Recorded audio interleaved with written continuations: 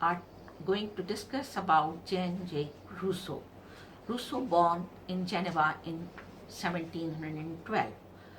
Rousseau remained an important figure in the history of philosophy, both because of his contribution to political philosophy, moral psychology, and because of his influence on later thinker.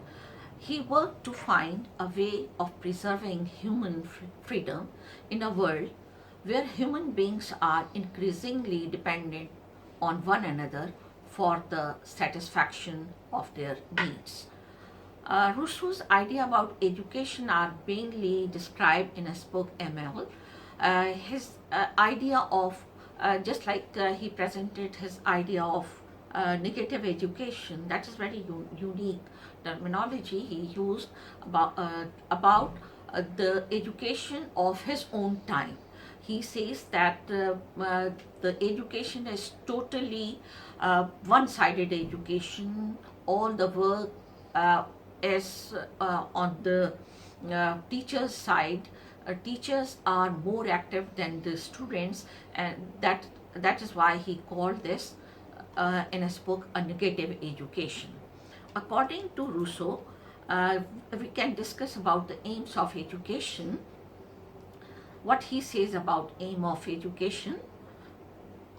Uh, First one, we can say to develop individuality. His emphasis was on the development of students' individuality.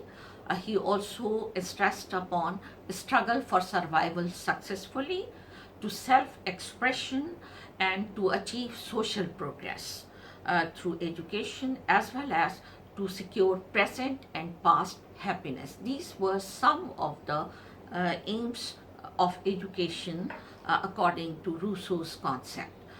For method of teaching, he says that he actually totally emphasized on the free and natural discipline. In Rousseau's educational philosophy, there is no place for any punishment. He was strictly against physical or mental punishment. The aim of women education was to make her perfect and efficient housewife. He was not very much in favor of giving any specific type of or separate education for women. The role of teacher, according to Rousseau, was just like an observer. Teacher should protect a student from mental conflicts, dominations, and mental disorder of all kind, but should not interfere with the activities of children. Place of education is natural environment, and education should be provided with the contact of natural environment. So overall, we can see the concept of Rousseau was naturalistic point of view.